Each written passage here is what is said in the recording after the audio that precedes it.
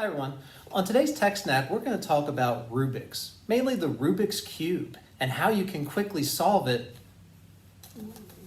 Wait a minute, hold on a second. Sorry. Sorry, I should use it.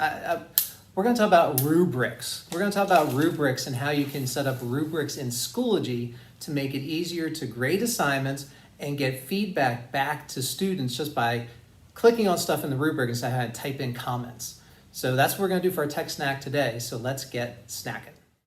So I go into my Schoology course. If I make a new material, if I make an assignment, once the assignment's set up, I'll quickly type in a title, current event. And when I scroll down onto here and I get to where it says scale rubric, I'm going to click on that and I can change it to create a new rubric, or you saw my other rubrics that were already there.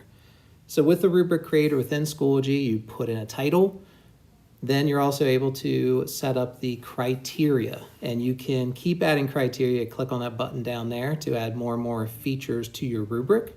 So here I'm going with topic, summary, mechanics, and let's do conclusion for this current event. Now the grading scale box, you'll see the default's like a 4, 3, 2, 1. I can give more of a description of what I'm looking for with each criteria. So here you can see I'm editing topic and summary to include a little bit more descriptors there of what I'm looking for, so that communicates it to the students. The more work I put into the rubric, the less time I'd have to give comments later when I'm grading stuff. And you can see that when it starts with the 4, 3, 2, 1 and just fills in excellent, good, satisfactory, needs improvement, you can click on that, edit it, and change it to the descriptors that you want. So here I can say that, hey, your summary, it was well written, was in your own words. 4, 3, it's in your own words, maybe not well written. Number 2, just say the writing could be better, and maybe number 1, I'm just like, you know what, that was copy and pasted. And maybe I decide even copy and paste, it should be a 0 for that. You can change what those grades are worth. So here you can see topic, I want that to be worth more points. So topic, my highest is a 5, 4, 3, 2. I decide to even go to a 1, so now I've got 5 categories for that. It automatically fills that column. For summary, I can change the amounts. Maybe I want the summary to be worth a lot more, 10, 6, 4, 2, and it'll adjust it. And if I want to, I can even remove certain areas. So let's say mechanics, I only want that they get a 3, 2, or 1. There's only 3 scales to it, that there's not 4 different choices. So you can customize it how you want. You can see that the rubric does not have to be a perfect tic-tac-toe. You want to make sure that show to students is checkmarked and click create. So now when the students would go into that article, so here I go into current event article, here's how it's looking for me. If I change my view to view the course as the student, we go in here, I'll go into that current event as a student, that rubric will show up for me, whether I'm on a computer or the iPad, the rubric will show up. If I switch my view back to the teacher and I go to the newsletter assignment that I already have some submissions for, I go ahead and click on it. I can see my student submission right here. Student submission will load up for me on Schoology. I can then click on this rubric icon up here. And you can see I already scored this, but basically when I click and it makes it green with the check mark, the points automatically fill in over there on the side. I also have a little comment bubble that popped up that I could give a comment for each thing if I wanted to. And then that score will show up for the student in their grades area. Now to get your rubric to other things, to use in other courses, sometimes that can be a little tricky. So I made this rubric in this social studies course. If I go over here to grade setup on the left, and then go over to the right where it says rubrics, and I click right there on rubrics, that's going to show me all the rubrics I have that are used in this class.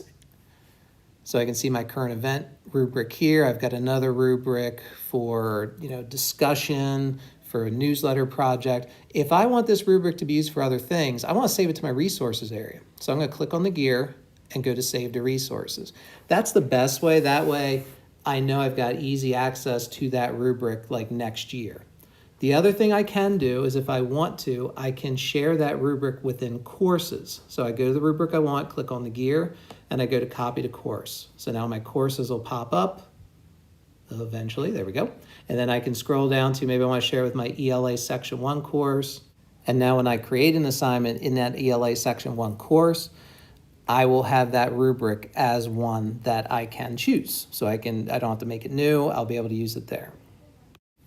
Now, one word of caution if you are sharing rubrics. So here, if I go into my rubrics in my current event one, there it shows me how many courses, how many items are using it. And this note up here, rubric is used by other assignments. Any changes here will be updated across all. So which means if you had a previous assignment that's using this rubric and you change this point total from 6 to 10, you have changed the overall point total of that rubric to now 28 points. So if originally you had a student that had a 25 out of 25 and that was the highest grade, now they have a 25 out of 28. So you want to be careful of that. If you are going to be changing the point totals, you basically want to then create a brand new rubric. All right, so just be careful with that.